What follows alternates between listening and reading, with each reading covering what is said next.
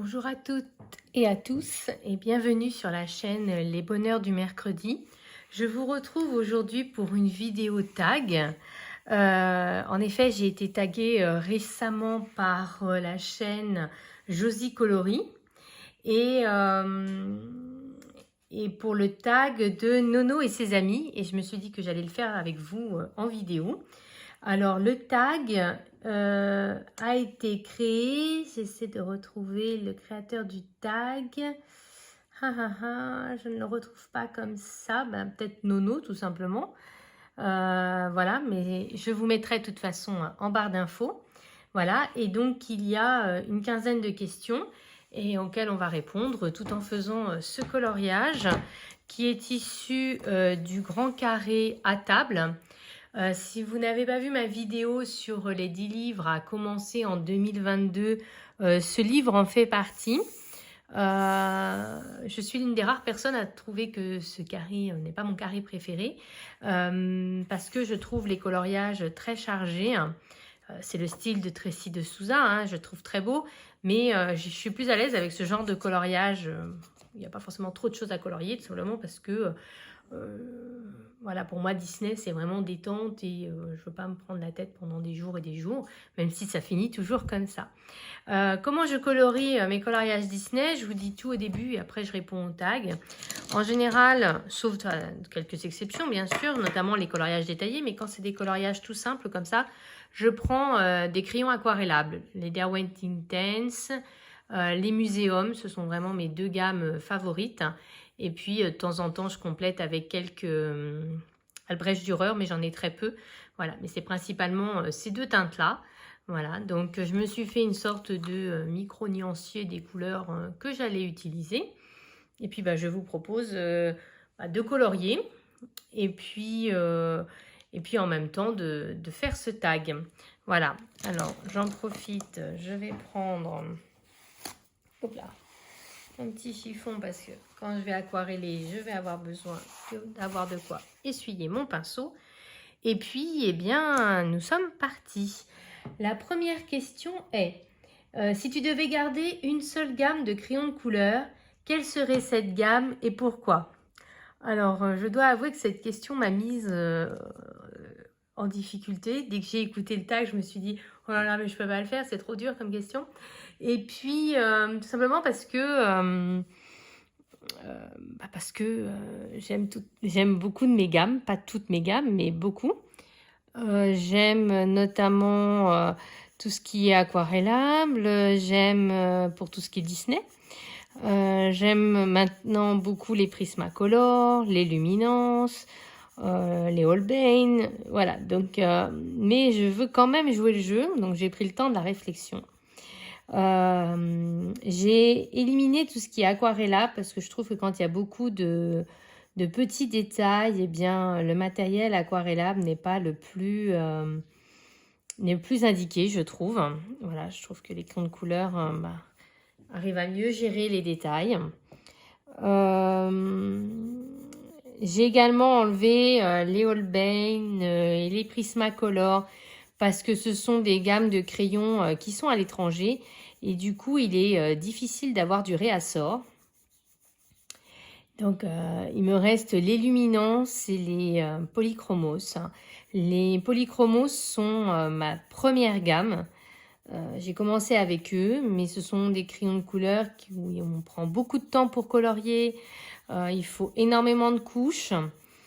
Au contraire des Luminance qui eux sont des crayons gras avec des teintes très particulières.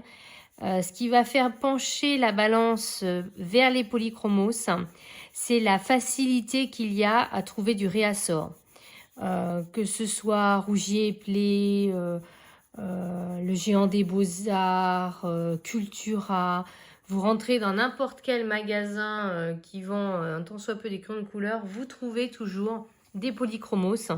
C'est donc pour ça que mon choix va s'orienter vers ces crayons. Simplement pour leur durée de vie, on va dire, plus longue, du fait que quand il y a un crayon qui commence à se réduire, du coup, on peut quand même se réapprovisionner. Voilà, d'où mon choix. Réponse bien longue, vous allez me dire 5 minutes pour dire juste ça. Mais c'est pas grave. Question numéro 2. Quelle est votre gamme de crayons de couleur préférée à base de cire et à base d'huile? Alors, à base de cire, je crois que franchement, c'est super facile. C'est les Prismacolor. Sans hésiter, je trouve que c'est vraiment très agréable voilà, 2-3 couches, on peut mélanger 2 couleurs, obtenir comme ça une nouvelle couleur. Je trouve que c'est vraiment idéal, quoi. C'est vraiment de super crayons. En plus, il y en a 150. J'ai eu beaucoup de mal à les apprivoiser parce que je sortais des polychromos. Et en fait, j'essayais de les travailler comme des polychromos alors que pas du tout, ça se travaille pas du tout comme ça. Mais maintenant que j'y arrive, notamment dans tout ce qui est Disney, c'est vraiment du pur bonheur. Et j'ai vraiment appris à m'en servir en faisant des coloriages mystères en fait, avec, oui je sais, sacrilège.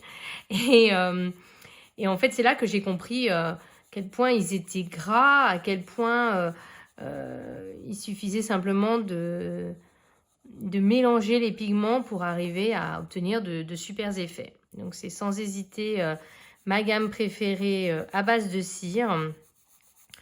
À base d'huile, alors je dois avouer que je ne connais pas forcément la composition de tous mes crayons. Je sais pas en quoi ils sont faits, j'essaie de réfléchir. Les luminances, il doit y avoir de la cire, je pense.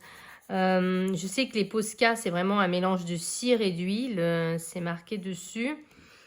Alors comme ça, j'ai envie de dire les polychromos parce que c'est les seuls que je sais que c'est vraiment à base d'huile en fait. Voilà, j'avoue que sinon je ne connais pas très bien la composition de mes crayons pour pouvoir répondre à cette question. Il y a des crayons que j'aime utiliser, des crayons que j'aime pas. Je ne me pose pas plus de questions que ça. Ensuite, quelles sont les gammes de crayons de couleur qui ne sont pas faites pour vous? Alors, comme ça, j'aurais envie de dire les Mapette Color Peps. J'ai essayé un jour et j'ai détesté, mais vraiment détesté. J'ai rien réussi à en faire en fait. C'est une catastrophe ces crayons. J'ai vraiment rien réussi. Et donc, du coup, j'aurais envie de dire tout ce qui est un peu crayon pour écolier. Je pense que dans la même gamme, il doit y avoir les Enacolor, toutes les gammes vraiment crayons petit budget en fait, j'ai envie de dire. Les crayons de chez Action aussi. J'ai essayé, alors oui, on y arrive toujours, mais quelle galère, on en a mal aux doigts, c'est pas agréable. Donc, non, vraiment, je dirais ces gammes-là, tout ce qui est vraiment petit budget. Voilà. Trop petit budget et qui fait que les gammes ne sont pas suffisamment pigmentées et que c'est pas agréable. Et je dirais aussi les crayons qui ont une forme triangulaire. Je pense aux crayons la Deco Time qui était sorti, qui était bien gras et tout. Ouais, ce serait plutôt cela. Vraiment, je peux pas tenir le crayon. Vraiment, ça me fait mal en fait quand je tiens un crayon. Et je peux vraiment pas colorier avec. Et ce qui fait que je n'ai pas acheté vous savez, les nouveaux Faber-Castell, là, les Black Edition, là. Parce que la forme triangulaire, je sais pas si c'est plus ergonomique ni rien, mais moi, ça me fait un mal de chien. Je peux vraiment pas les tenir dans ma main. C'est pas possible. 4e question. Quel est ton livre de coloriage le plus précieux et pourquoi? Alors, difficile là aussi de répondre comme ça, à l'instinct. J'aurais envie de dire le Sagor Oxagner. Parce que c'est un livre introuvable. Voilà, donc j'ai pas fait énormément de coloriage à l'intérieur parce que justement, j'ai pas envie de le gâcher. En sachant qu'aujourd'hui, il est introuvable. Je fais pas dans l'oreille parce que je sais pas comment elle est. Et en fait, pour pouvoir voir un modèle de Balou dans cette position, il faut que j'enlève mon portable. Sauf que je filme avec mon portable. Donc, pour l'instant, on laisse comme ça. Donc, vous voyez, hein, quand je colorie, je fais un aplat de couleurs. Après, je vais tout simplement aquareller. Et après, je vais refaire le pourtour avec le même crayon. Le même crayon que j'ai aquarellé, mais cette fois de manière non aquarellée. Voilà tout simplement comment je fais. As-tu déjà ressenti une certaine appréhension de colorier un livre par peur de gâcher ton coloriage? Tout le temps. J'ai plein de livres comme ça que je n'ai pas commencé parce que je les trouve trop beaux. Je pense par exemple au Forest Girl. Les trois, hein. J'ai colorié dans aucun des trois. Le Thomas Kincaid, le Anna Carlson, le Soulmates, là comme ça c'est ceux qui me viennent à l'esprit, mais il y en a d'autres largement, il y en a plein d'autres. Donc oui, je suis quelqu'un qui stresse beaucoup à l'idée de gâcher ses livres, et du coup il y a plein de livres comme ça dans lesquels je ne colorie pas. Mais j'essaie de me faire violence. Par exemple, le Jasmine Beckett Griffiths, qui est dans ma liste là, des livres à commencer cette année. J'ai peur de le gâcher, mais je l'ai quand même mis dans ma liste histoire d'arriver à le faire. Voilà. On parle toujours du livre qui te fait le plus peur. Quel est celui qui te fait le moins peur? Pouf. J'aurais envie de dire comme ça les coloriages mystères. Je ne sais pas si ça rentre dans cette question. Alors comme ça, j'ai envie de dire les coloriages mystères ou les livres même les livres de mandala, des fois j'ai des appréhensions. Je dirais vraiment les coloriages mystères, je me pose pas de questions, ou les livres, vous savez, les carrés mystères, là, les pixels. Ça, franchement, je me pose aucune question. Je prends des feutres et puis on y va. Après, en livre de coloriage classique, un peu comme celui-là, je dirais que celui qui me fait le moins peur, c'est le grand carré boule de poil. Tout de suite, je me suis sentie attirée. Tout de suite, je me suis lancée dans des colos. Et j'en ai fait plusieurs dans ce carré. Voilà, tout de suite, régulièrement. Voilà, là, j'ai fait parce que j'ai voulu avancer dans mon challenge des 10 livres à commencer. Mais instinctivement, j'ai envie d'un Disney. Je prends ce carré. Je sais pas, je trouve que les coloriages sont pas compliqués. Alors peut-être parce que j'en ai pas encore trop raté un, mais il y en a certains que j'ai pas très bien réussi. Et pour autant, ça ne me bloque pas pour aller dans ce livre. Je sais pas, je me mets aucune pression dans ce livre-là. Et je dirais, oui, dans les coloriages classiques, ce serait vraiment le grand carré boule de poil en Disney. Question numéro 7. Montre-nous un coloriage qui regroupe ton illustrateur préféré. Ouh, j'ai rien amené, j'ai rien prévu. Ah, si, il est là. Nous avons une chance, il est dans la pièce où je suis. On a trop de chance. Mon illustrateur préféré est Anna Carlson, même si pour l'instant, je suis incapable d'aller dans ses livres. Non pas que je n'aime pas, j'aime toujours, mais en fait on la voit trop. Mais ça reste quand même mon illustratrice préférée. Et puis aussi ce qui m'a pas mal bloqué, c'est que j'ai commencé il y a 1 an un coloriage et j'ai mis quasiment 1 an à le faire. Et entre-temps, la mode Anna Carlson s'est lancée, etc. Ce qui fait qu'on la voyait partout. Et maintenant, je n'arrive pas à me projeter dans ces livres à l'heure actuelle. Mais mon coloriage... je sais pas, j'hésite entre deux. Je peux vous montrer les deux ou pas? Je pense, non? Sinon, après, plus tard, on a quel est mon coloriage préféré? Alors, du coup, je vais vous montrer mon préféré après. Mais sinon, le coloriage que je vais vous montrer, c'est celui-ci. Celui-ci, c'est le coloriage des premières fois. C'est la première fois que j'ai fait un coloriage dans un livre d'Anna Carlson et j'ai adoré. C'est la première fois que j'ai utilisé les crayons de couleur Posca, les Posca Pencil, la boîte de 36. Et j'avais pas encore acheté la boîte, j'avais acheté juste les combos. En fait, j'avais regardé dans le magasin sur une application de palette de couleurs. J'avais pris la palette et j'avais pris les crayons qui correspondaient à la palette et c'est tout ce que j'avais acheté. Le soir même, j'ai fait le coloriage, mais je l'ai fait en entier dans la soirée. Le lendemain, je retournais en magasin acheter les crayons. J'étais tombée amoureuse des crayons et tombée amoureuse de cette illustratrice, de ce livre. Voilà, ça reste mon préféré. Ça, en termes de livres, ça reste mes crayons.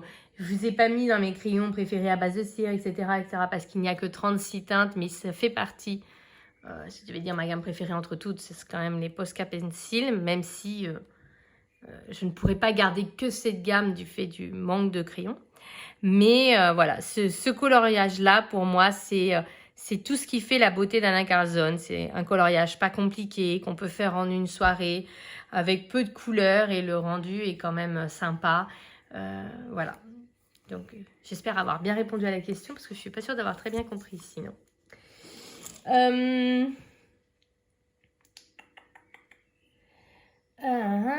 Voilà. Qu'est-ce que tu apprécies mettre en couleur? Nature, portrait, paysage, fantaisie, animaux. Je crois que là où je suis le plus à l'aise, c'est tout ce qui est lié à la nature. Je trouve que quand on fait des fleurs, des feuilles, finalement on peut pas se tromper, même si on choisit pas un combo extraordinaire, même si on n'a pas une super technique, finalement le rendu sera quand même bien. Une feuille reste une feuille, donc du moment qu'on met et puis je trouve que ça permet aussi toutes les fantaisies, parce qu'on peut faire des feuilles marron, des feuilles roses, des feuilles vertes. Pareil pour les fleurs, et que donc finalement, je trouve que c'est peut-être le plus simple à colorier, et donc instinctivement, je vais souvent dans des coloriages où il y a de la nature, parce que voilà, même quand on n'est pas trop inspiré, on prend 2-3 crayons verts qui font vaguement un dégradé, et puis on peut se lancer. Voilà, donc je dirais plutôt la nature. Les portraits, ça me fait beaucoup trop peur. Je ne sais pas suffisamment faire les teintes de peau. Clairement, non, pas du tout. Je ne maîtrise pas. Donc, vraiment, tout ce qui est nature. Si tu devais caractériser ton style en 3 mots, quel serait-il? Ou si tu préfères, qu'est-ce que tu utilises systématiquement quand tu colories? Effets, couleurs, matériel. Mon style. J'en sais rien. Je sais même pas si j'ai un style bien particulier. Je dirais simple. J'évite de... Pour moi, ça doit rester un loisir, ça doit rester quelque chose qui m'aide à me détendre. Donc, j'essaie pas de faire le tuto le plus compliqué. J'essaie pas de faire des techniques avec 3000 crayons pour faire une feuille. Donc, je dirais plutôt la simplicité. Vraiment l'idée de prendre juste du plaisir à colorier. Ensuite, 2 autres mots. Je sais pas trop. Là, comme ça, je sais pas. Ça va peut-être me venir après. Voilà, je vais essayer d'y penser. Ça va peut-être me venir après, parce que là, franchement, je sais pas. Qu'est-ce que tu utilises systématiquement quand tu colories? Effet, couleur, matériel.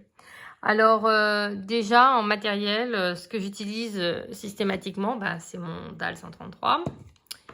J'ai un pinceau pour enlever les pigments.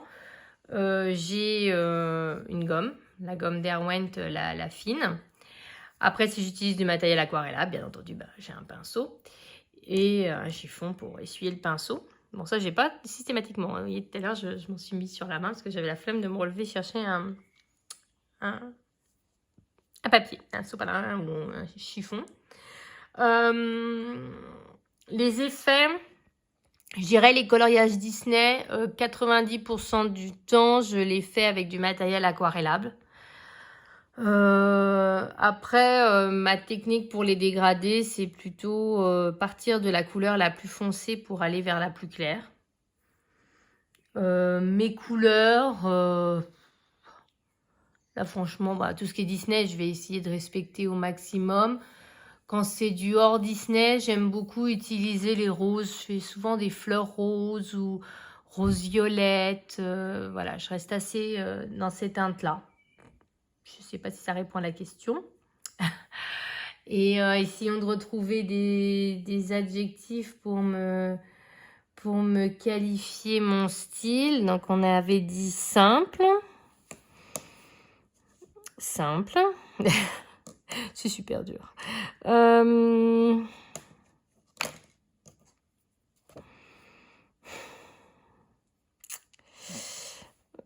Franchement, je sais pas.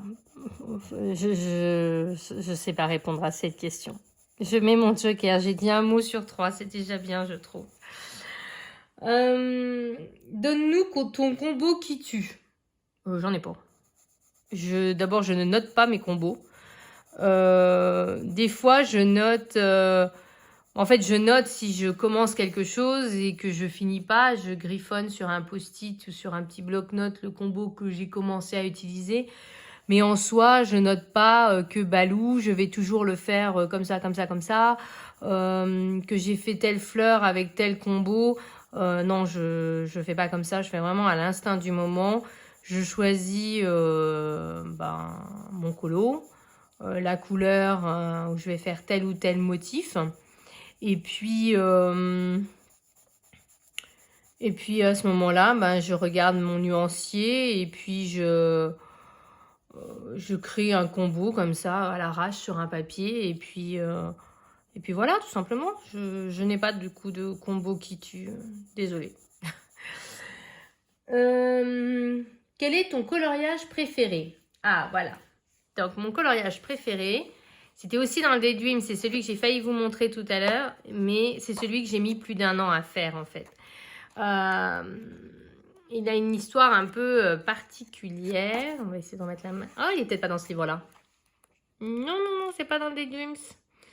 Je rembobine. C'est dans un Anacarzone, mais c'est pas celui-là. Oh, et il est pas là. Je vais devoir... Ah si! Oh, mais décidément, je suis désorganisée. C'est l'horreur aujourd'hui. Je me disais, c'est pas possible. Pourtant, il me semblait que c'était dans ce livre-là. Alors, ce coloriage est particulier parce que j'avais pas spécialement décidé de faire ce coloriage. Vous allez me dire, mais tu l'as fait. Donc, c'est celui que j'ai mis plus d'1 an. En fait, l'idée, c'était de faire un autre coloriage issu d'un livre de Maria Troll, de Botanicum, et qui était pour un cadeau à Noël. Et en fait, il y avait beaucoup de choses dans ce cadeau. Il y avait des feuilles, il y avait des murs comme ça, il y avait des fleurs. Et en fait, j'ai pris ce coloriage-là pour tester, pour m'entraîner, pour bien, avant de le faire sur la version définitive. Donc là, j'ai utilisé le tuto de Morgane pour les feuilles.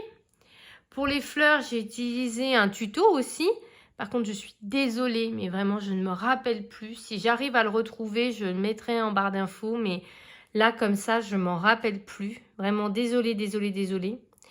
Pour les murs, c'était un tuto de Evi Patzer. C'est une chaîne allemande. Parce que je parle un peu allemand, je comprends l'allemand. Et du coup, j'avais regardé son tuto. Et en plus, il n'y a même pas besoin parce que, en fait, je viens de me rappeler qu'elle mettait tout à l'écran. Elle parlait pas forcément. Et du coup, voilà, donc le tuto sur les murs, j'ai utilisé son tuto. Et en fait, je m'étais entraînée et après seulement, j'avais fait la version d'origine. La version définitive, du coloriage. Donc, dès que je me sentais à l'aise sur un élément, hop, j'ai fait. Et en fait, le colo était resté en cours. Et alors, j'y suis revenue plein de fois. D'abord pour finir toutes les feuilles, puis pour finir toutes les murs, puis pour finir toutes les fleurs, et puis pour faire les souris, puis pour faire le fond. Et en fait, j'ai mis 1 an pour faire ce colo. Mais je trouve encore à l'heure d'aujourd'hui que c'est mon plus beau colo de tous mes colos réunis. Je suis en amour de ce colo. Et c'est une des raisons parce qu'à un moment, je voulais changer de Daydreams. Je voulais m'acheter en édition Muse. En fait, pour être exact, je l'ai acheté. Mais il est toujours emballé. Parce qu'en fait, j'arrive pas à me dire que je vais abandonner ce livre parce que ça voudrait dire abandonner ce colo. Voilà. Donc, tellement je l'aime bien et je trouve que c'est l'un des plus réussis que j'ai fait. Ensuite, quelle est ta couleur préférée? Ma couleur préférée, je ne sais pas si c'est en coloriage ou dans la vie de tous les jours. Dans la vie de tous les jours, c'est le violet. J'adore le violet. C'est vraiment ma couleur préférée. Je trouve que ça va avec tout. J'adore le violet. Voilà. Donc, en coloriage, bizarrement, je m'en sers pas tant que ça. Mais ça reste quand même ma couleur préférée. Que fais-tu comme métier? Alors, je suis dans l'enseignement. Voilà, je ne donnerai pas plus de détails que ça parce que c'est ma vie professionnelle et voilà, mais je suis dans l'enseignement. Voilà. Quel loisir pratiques-tu? Eh ben, je fais déjà du coloriage. C'est un loisir qui prend pas mal de temps et surtout pas mal d'argent. Après, j'aurais envie de dire que malheureusement, j'en ai pas forcément d'autres. J'aime bien lire, mais je trouve pas le temps en fait, parce que soit on colorie, soit on lit, on peut pas faire les deux. Et donc du coup voilà. Après, j'adore le ski, mais bon, faut aller à la montagne pour ça. Et puis bah voilà, j'ai un travail qui est très prenant, vraiment très très prenant. Et puis bah, je suis maman, donc il y a aussi ce travail-là, on va dire. Et donc du coup, à part le coloriage, non, en toute honnêteté, j'ai pas le temps de me consacrer à d'autres loisirs. Chante un générique de ton dessin animé préféré de ton enfance. Mais qui c'est qui a eu cette idée-là? Oh l'horreur. Ok. Là, chez moi, je sais pas chez vous, mais chez moi, c'est tout couvert. Donc, c'est la semaine idéale pour chanter parce qu'au moins, s'il pleut, c'était prévu par Météo France et du coup, c'est pas de ma faute. Dessin animé préféré de mon enfance, comme ça, j'hésite entre deux. Lequel choisir? Je vous dis les deux. Alors, il y avait Princesse Sarah. J'adorais ce dessin animé. Alors, ça fait... attendez que j'essaie de me rappeler. Princesse Sarah, mignonne petite fille, fille. Voilà, ça y est, je vais arrêter la catastrophe. Et ensuite, l'autre dessin animé, c'est Jeanne et Serge. Oh, j'adorais Jeanne et Serge. Jeanne et Serge, coup de foudre au match de volleyball. Jeanne et Serge, l'amour dès le premier regard. Voilà. Il s'est pas mis à pleuvoir encore chez moi, je sais pas chez vous, mais... Alors ensuite, tag 3 personnes. Alors ça, par contre, j'y ai pensé. Alors, dans les 3 personnes, j'ai essayé de trouver des personnes qui n'avaient pas déjà fait ce tag, donc c'est ça que j'ai surtout cherché. Et puis des personnes, tant qu'à faire, qui suivent ma chaîne et voilà, qui je me dis pourraient avoir envie de reprendre ce tag. Alors j'espère ne pas m'être trompée et qu'en fait il n'y a pas quelqu'un qui a déjà fait, etc. Mais bien entendu, si vous ne l'avez pas fait, vous avez tout à fait le droit de faire ce tag quand vous avez envie de le faire. Alors moi je vais taguer Émilie Yavouma. Voilà, c'est quelqu'un qui habite en Allemagne et qui fait des vidéos à la fois en allemand et en français. Et du coup, ben, c'est quelqu'un qui fait des vidéos... c'est mon chien qui est en train de s'étouffer, que vous venez d'entendre. Qui fait des vidéos très sympas. Je regarde, il va bien. Voilà. Donc, Émilie Yavouma. Je tag aussi Colorange, qui a repris mon challenge il y a quelques temps. Et du coup, on s'est découvertes mutuellement. Donc, je ne crois pas que tu aies fait ce tag, alors je t'en prie. Et enfin, Neige Colo. Pareil, on s'est découvert il n'y a pas très longtemps. Et je ne crois pas qu'elle a fait ce tag. Donc... ce serait sympa que tu répondes à tes questions, notamment la dernière, là, sur le générique, là. Non, mais quelle idée. Comme ça, c'est la semaine idéale, soit dit en passant, les filles, pour reprendre ce tag. Parce que voilà, sauf si vous chantez super bien, si vous chantez trop mal comme moi, mine de rien, ce ne sera pas de votre faute s'il pleut. Voilà. Donc... c'est horrible quand on fait un tag et qu'on colorie, en fait on fait rien du tout, hein. C'est une catastrophe. Voilà, donc je vais reprendre tranquillement mon colo. J'espère que cette vidéo tag et soi-disant coloriage avec moi, parce que j'ai presque rien fait, vous aura plu. Je vous retrouve très bientôt. J'ai 2 vidéos là prévues en fin de semaine qui devrait vous plaire, je pense. Voilà, donc on se retrouve très très très bientôt pour d'autres vidéos. Et puis comme toujours, bien entendu, voilà, vive le coloriage. Bisous à tous!